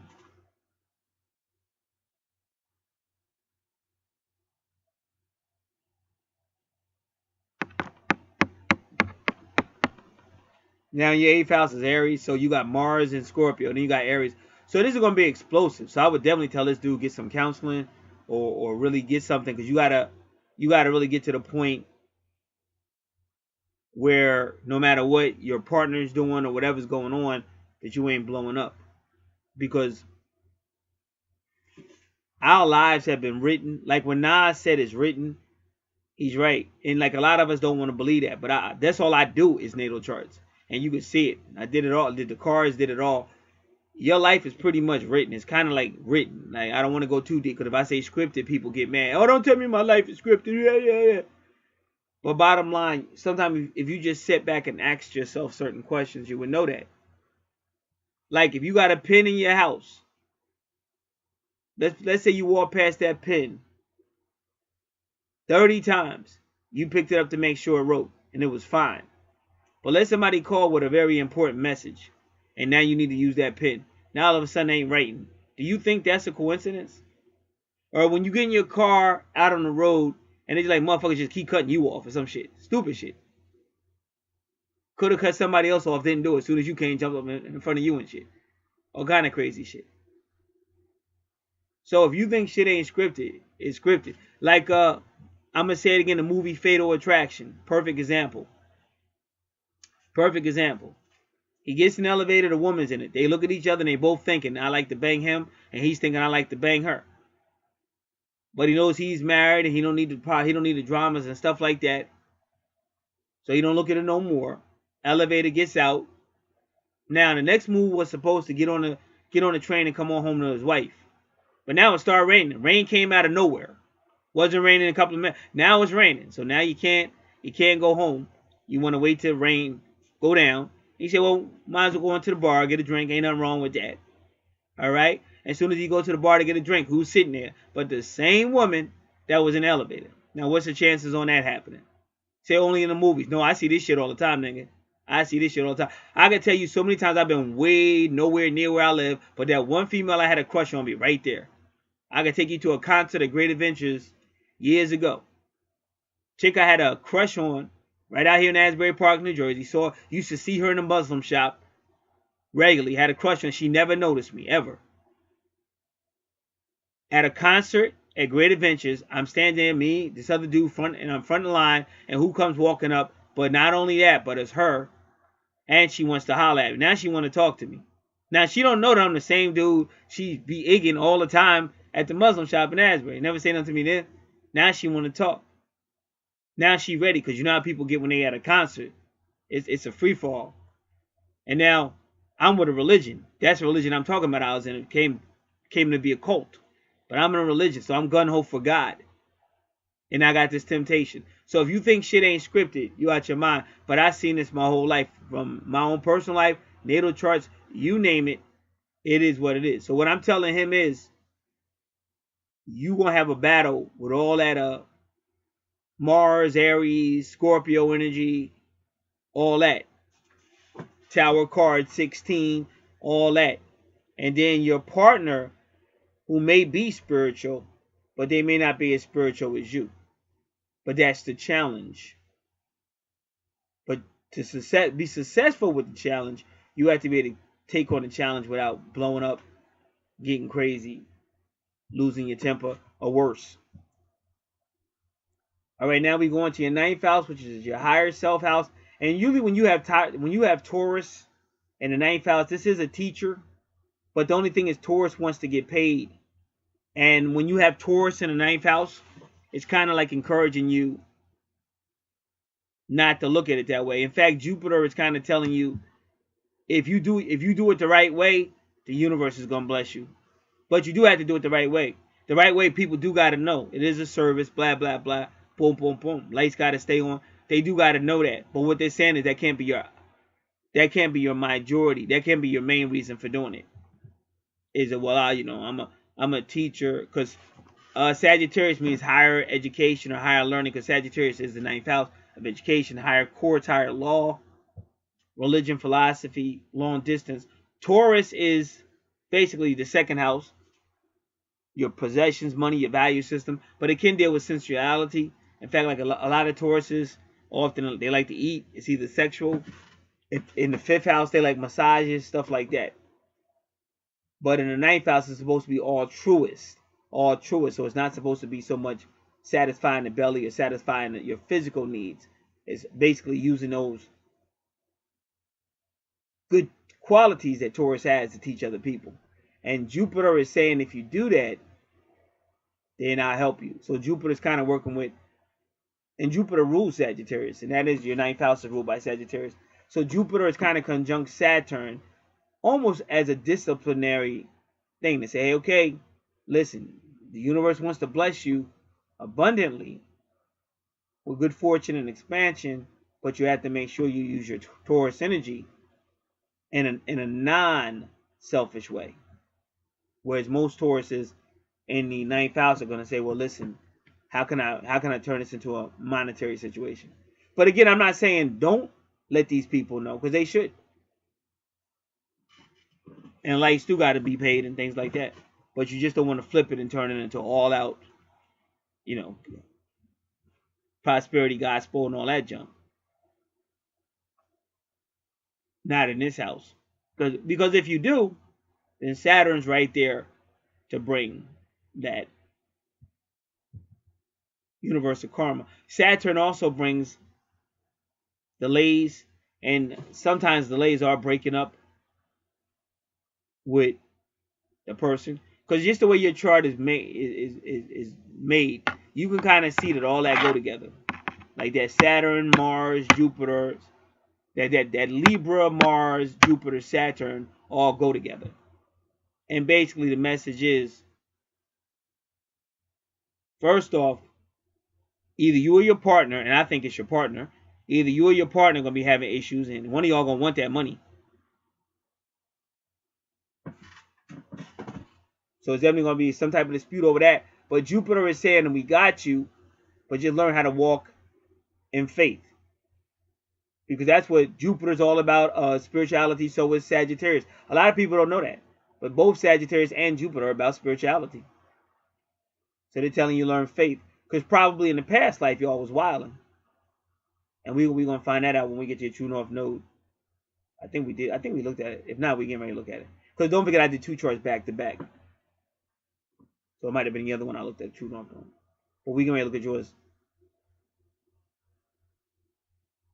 All right. 10th house, Gemini. Again, Gemini is somebody going to have a short-time job, a couple of part-time jobs, or they're going to be going from job to job. But the number 27 is your medium Coeli, because medium Coeli is part of your True North node. So 27, again, is that person that's really here for the people. Here for the people. And you keep seeing 27 all over your chart. I would honestly say that's like your magic number is 27. And it breaks down to the number 9, another spiritual number. And plus Palace, again, your soulmate. When Palace represents your soulmate, that's the more mature one, the more level-headed one. Like Palace is about social issues, and you got Gemini right there, because Gemini is about the brotherhood or social issues. Just like Aquarius is about the community or social issues. And so is Sagittarius in that 9th house, or wherever Sagittarius rules the 9th house, or right here where you see Pluto. Sagittarius is also kind of like for the people, depending on how the arrangement. And this time it's even in the 4th house of family, because even in New York, some people would be saying, "What's up, fam?"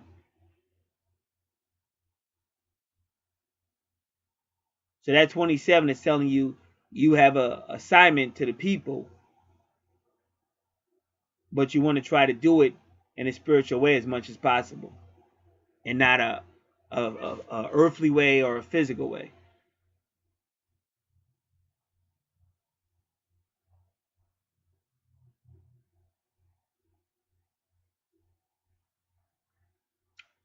Going into your 11th house again, oh, there you go again, all about family in the 11th house, and that's your sun sign. Well, your moon sign is at 28, and 28 always says watch extremes. So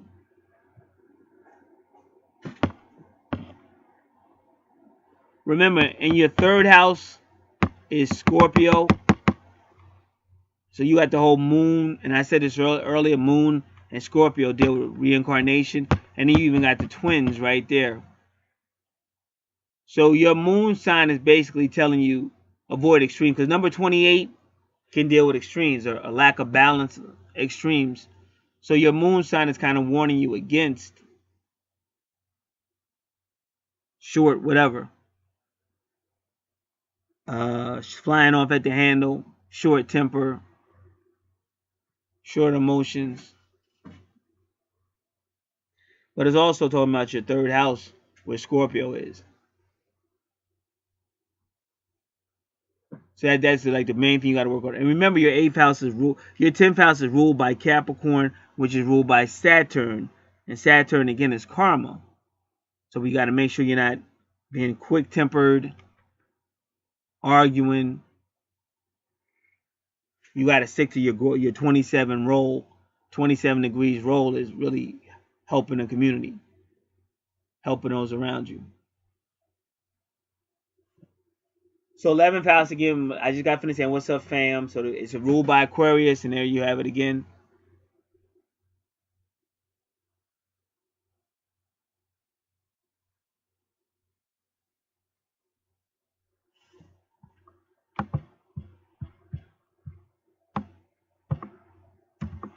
The number 25.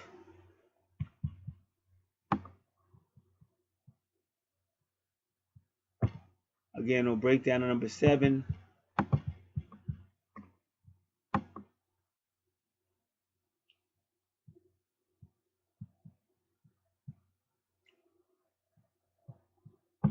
'25 again, sensual, complex, but logical.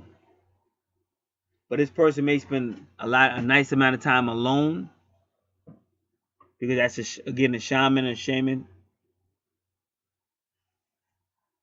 They're into philosophy, metaphysics, psychology, other fields of science. They can be both emotional and spiritual. But negatively speaking, they may become too caught up in their thoughts.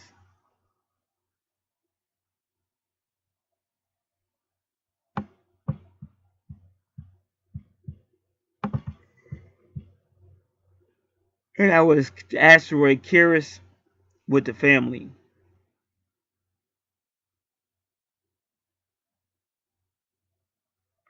Now, ironically, the sun rules Leo. Now, Leo is in your, which will be, now becomes the 12th house. This is about endings.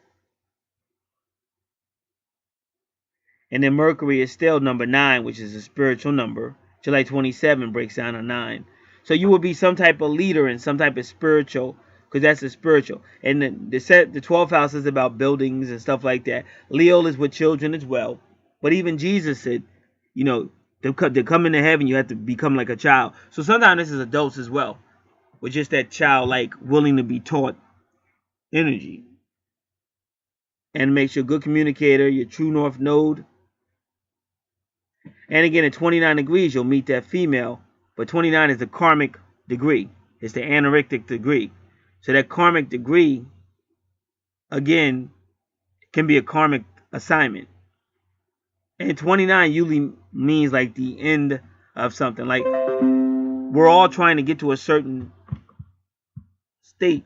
And 29 represents that. But it's karmic.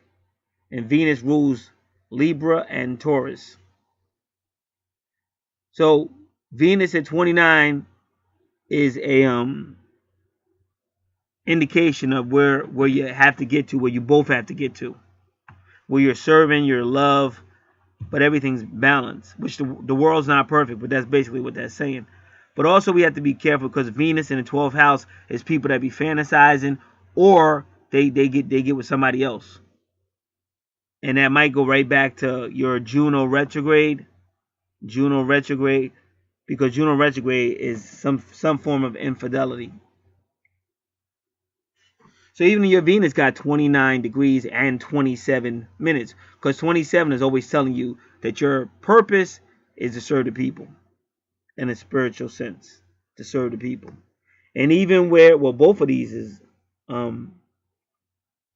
even where your Scorpio is, even your Chiron, which means healing, even that is retrograde at 27 degrees.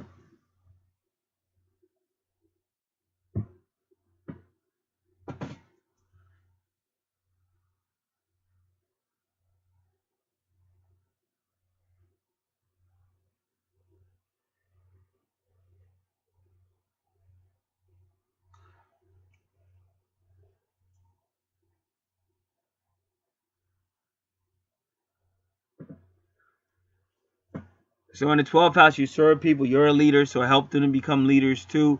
But don't allow anybody to play you out. That's why we help out. But the best help you can give anybody is to teach them to help themselves. Because you don't want to have people burning you out. Because they should, if you're an adult and you got your own whatever vehicle, whatever, then if they're adults, they should have the same thing. So that's why some people say, "Oh, I gotta help everybody," and boom, boom, boom, and then they don't realize now you can't help anybody because you don't burnt yourself out. You don't exhausted your resources on people that ain't gonna do shit for you. So that's why you gotta have these things known, and that's one of the reasons why they probably put Mercury there, because Mercury is a good communicator. You gotta let these people know what it is.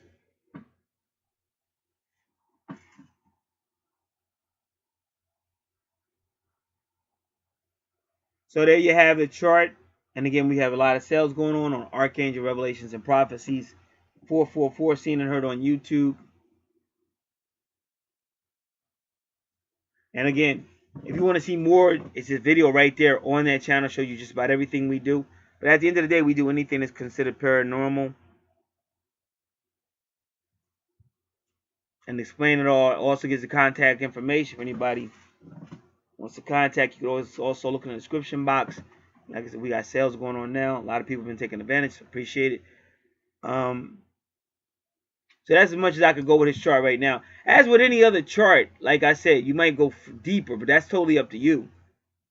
But you ask questions. Sometimes we pull out the Archangel cards, whatever it takes. But that's totally up to you. But essentially, and that's how natal charts are. Whether you know where your twin is, you don't see your twin. Wherever your twin is, if they're in this reality we call third dimension, you best believe they're going through similar stuff you are, because it's your twin. And like I said, I really believe the more you become in tune with the universe, I honestly believe the more your twin has to show up. That's why you can't be taking shortcuts. Don't be doing bubblegum astrology. All that stuff. I think you're hurting yourself more because you're telling the universe, I'm smarter than you. I don't want you. I'm not going to do it your way. I'm going to do it mine. And so you do it your way, and then that's how you get cut up, hurt, whatever you're doing, sleeping around 3-4 different people. or whatever's going on. But if you just patiently trusted in the universe, you would see things would start to work out, at least better than they are. I'm not saying everything's going to be a big ass bowl of roses, a big old vase of roses. But what I am saying is you're more at one with the universe, and you have more coming your way than you could ever possibly imagine. So that's why I teach you the way I do. I don't teach bubblegum astrology. I teach you the way it is. It's exactly what's on your chart. All right, I'm out. God bless.